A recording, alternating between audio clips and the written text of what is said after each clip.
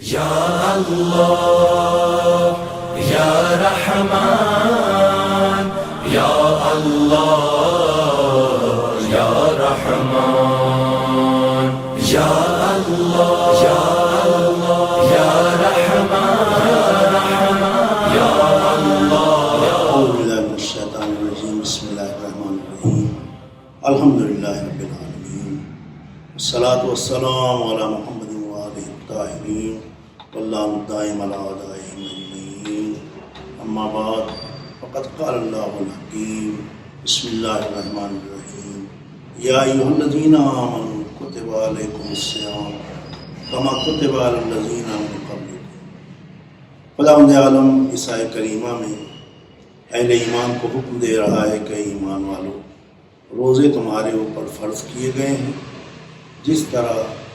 تم سے پہلے والوں پہ بھی فرض تھے، لعلکم تتقون، تاکہ تم میں تقوی کی صفت پیدا ہو جائے۔ اس آیت کریمہ میں خداوند عالم نے روزے کے وجوب کو اس امت کے علاوہ دوسری امتوں کے لیے بھی، یعنی یہ صرف تمہارے ہی اوپر واجب نہیں ہے کہ لوگ اسے بار محسوس کریں، بلکہ حکم ہوا کہ جس طرح تم سے پہلے والوں پہ بھی واجب تھا، اور اس کے بعد اس کا جو مقصد و فلسفہ ہے لعلکم تتقون، تاکہ تم میں تقوی کی صفت پیدا ہو جائے۔ تقوی یعنی گناہوں سے بچانا۔ اس سے معلوم ہوتا ہے کہ روزہ صرف کھانا اور پانی چھوڑنے کا نام نہیں ہے، بلکہ روزے میں جب انسان روزے سے ہو تو اسے ہر گناہ اور برائی سے اپنے کو بچانا چاہیے، اس لیے کہ اگر بھوکا اور پیاسا ہے، گالیاں بک رہا ہے، غیبت کر رہا ہے، جھوٹ بول رہا ہے، تو یقیناً وہ تقوی کی منزل میں نہیں ہے۔ تو جو مقصد ہے روزے کا وہ حاصل نہیں ہوتا۔ اصل مقصد یہ ہے کہ روزوں کے ذریعے سے انسان گناہوں سے بچنے کا عادی ہو جائے۔ تو یہ ایک مہینہ روزوں کے ذریعے سے خداوند عالم انسان کو تقوی کی ٹریننگ دے رہا ہے۔ روزے کی حالت میں صبح سے شام تک ایک مہینہ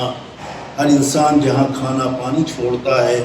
وہیں اور بھی بہت سارے گناہوں کو چھوڑ دیتا ہے۔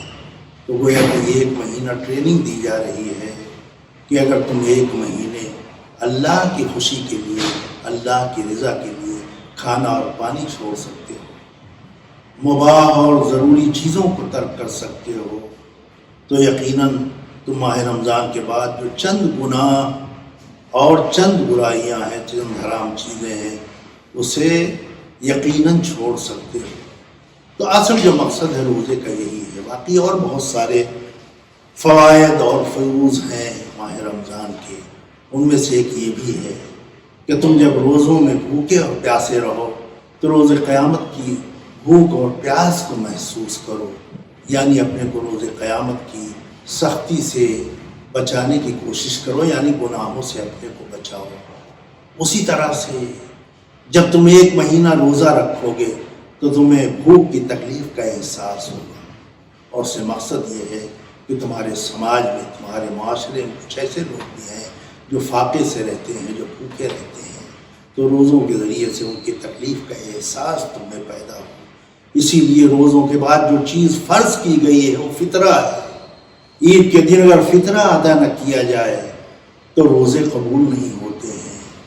اس کا مطلب یہ ہے کہ مقصد روزوں کا یہ بھی ہے کہ جو فقیر ہیں، مسکین ہیں، جن کی مالی حالت درست نہیں ہے، جو فقر و فاقے میں ہیں، ان تک پہنچا جائے، ان کی مشکلوں کو آسان کیا جائے۔ ماہ مبارک رمضان کے فضائل بے شمار ہیں، یہ فضیلتوں کا سمندر ہے۔ اس سمندر کو ایک کوزے میں سمونا بہت ہی مشکل ہے، بہرحال کوششیں کی جائے گی کہ چند جملوں میں ماہ رمضان کے جو اہم فیوز و برکات ہیں اسے بیان کیا جائے۔ اس سلسلے میں خود پیغمبر اسلام کا جو خطبہ ہے ماہ شعبان میں جو آپ نے دیا ہے کہ اے لوگو، ماہ رمضان تمہاری طرف آ رہا ہے، اللہ کا مہینہ، برکتوں کے ساتھ، رحمتوں کے ساتھ اور بخششوں کے ساتھ۔ یہ مہینہ تمہارے لیے برکتیں لے کے آیا، رحمتیں لے کے آ رہا ہے اور مغفرت لے کے آ رہا ہے۔ یہ مہینہ جو بہترین مہینہ ہے، جس کی گھڑیاں بہترین گھڑیاں ہیں، جس کے دن بہترین دن ہے، جس کی راتیں بہترین راتیں ہیں، انفاسکم فیہ تسبیح، ان روزوں، اس روزے کا مہینہ جو ہے اس میں روزے دار کی ایک ایک سانس کے اوپر تسبیح کا ثواب ہے۔ ونومکم فیہ عبادہ، اس میں تمہارے لیے سونا جو ہے، اگر سو بھی گئے تو عبادت کا ثواب لکھا جاتا ہے۔ اس سے معلوم ہوتا ہے کہ یہ اللہ کی رحمت کا مہینہ ہے، ورنہ سانس لینے کے اوپر کوئی اجر و ثواب نہیں مرتب ہوتا ہے۔ عام طور سے جو چیزیں باعث ثواب ہوتی ہیں اس میں ارادہ ضروری ہوتا ہے، نیت ضروری ہوتی ہے، لیکن یہ سانس ایسی چیز ہے جو بغیر ارادے اور نیت کے آتی جاتی رہتی ہے، اگر نہ آئے گی تو انسان زندہ نہیں رہ سکتا۔ تو سانس کے اوپر بھی اس نے ثواب رکھا ہے، سونے کو بھی اس نے عبادت قرار دیا ہے۔ اس سے معلوم ہوتا ہے کہ یہ اللہ کی رحمت کا مہینہ ہے، اس کی برکتوں کا مہینہ ہے۔ اس مہینے میں ایک آیت کی تلاوت اگر کرتا ہے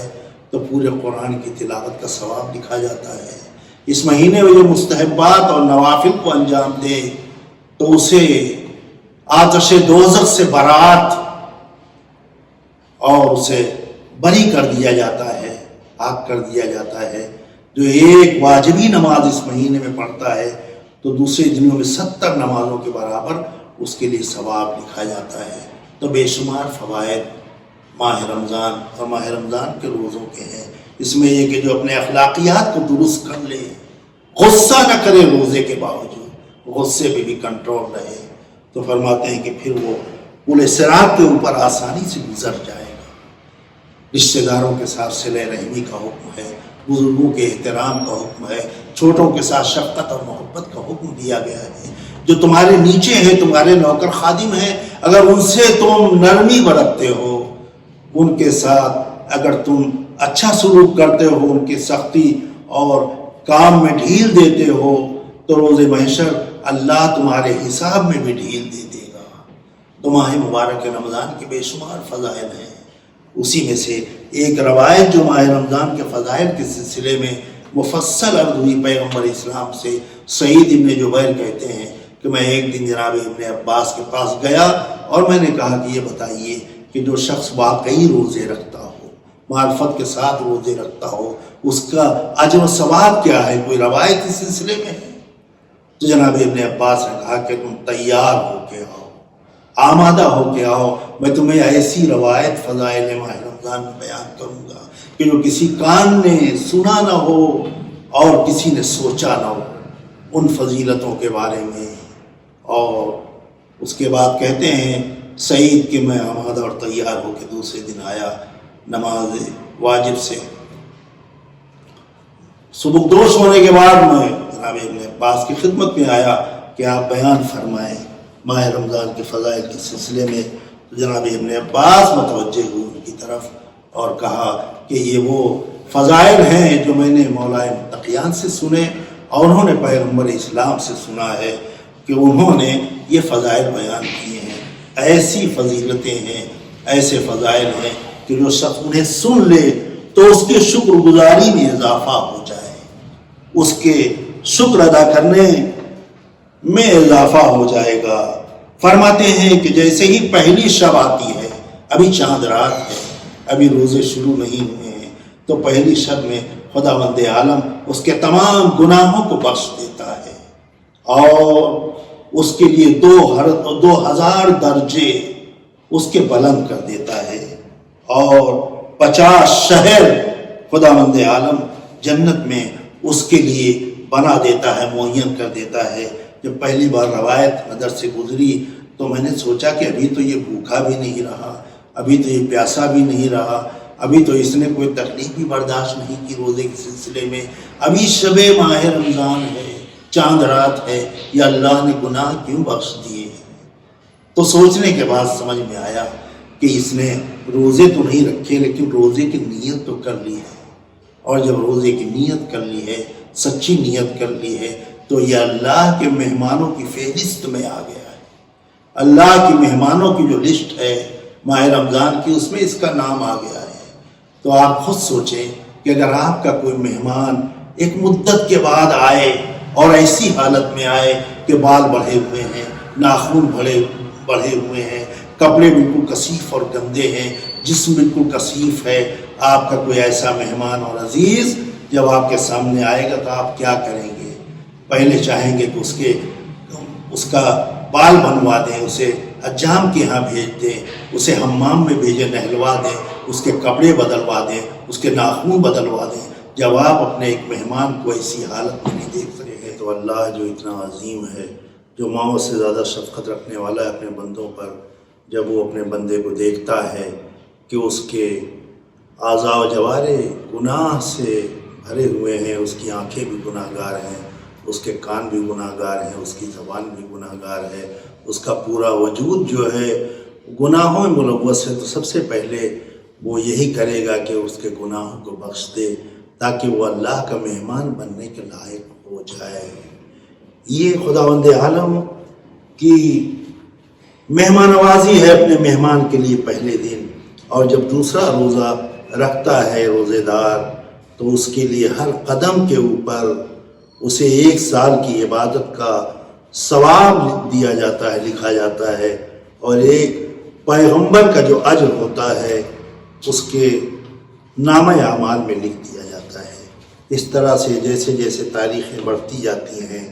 ویسے ویسے اس کے نامہ اعمال میں ثواب اور اجر جو ہے بے انتہا لکھا جاتا ہے کہ جسے ہم اور آپ تصور نہیں کر سکتے ہیں۔ 19واں روزہ جب ہوتا ہے تو ہر فرشتہ جو بھی آسمان یا زمین میں ہے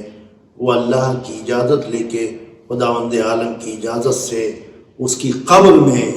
اس مومن کی قبر میں اس کی زیارت کے لیے آتا ہے، اور ہر فرشتے کے ہاتھ میں تحفہ ہوتا ہے اور جنت کا مشروب وہ ان کے لیے ہدیے کے طور کے اوپر لے کے آتے ہیں۔ اس طرح سے ماہ رمضان کی تاریخیں جیسے جیسے گزرتی جاتی ہیں اس کے لیے اجر و ثواب بے شمار، اور ہر جنت میں ان کے لیے قصر ہیں، حوریں ہیں اور نعمات جنت ہے کہ جس کا نہ انسان تصور کر سکتا ہے نہ اس کے خیال میں آ سکتی ہیں۔ بہرحال خداوند عالم نے یہ جو روزے فرض کیے ہیں وہ ایک بہانہ ہے بندوں کی مغفرت کے لیے۔ ہر روز ماہ رمضان کی ہر شام کو خداوند عالم 10 لاکھ لوگوں کو جو آتش جہنم کے مستحق ہوتے ہیں انہیں آزاد کر دیتا ہے۔ جب اس مہینے کی شبۂ جمعہ اور روز جمعہ آتا ہے تو ہر گھنٹے 10 لاکھ لوگوں کو آتش جہنم سے آزاد کرتا ہے۔ ماہ مبارک کی جب آخری تاریخ اور آخری شب آتی ہے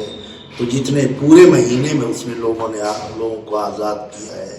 اتنے لوگوں کو اس آخری تاریخ میں وہ آتش جہنم سے آزاد کرتا ہے۔ اس کا مطلب یہ ہے کہ خداوند عالم ان روزوں کے ذریعے سے اپنی امت کو بخشنا چاہتا ہے، اپنی امت کے گناہوں کو بخشنا چاہتا ہے۔ یہ ایک بہانہ ہے اس کی بخشش کے لیے۔ تو یہ مہینہ ماہ برکت بھی ہے، ماہ رحمت بھی ہے اور ماہ مغفرت بھی ہے۔ خداوند عالم ہم سب کو توفیق دے کہ ہم واقعی روزے رکھ سکیں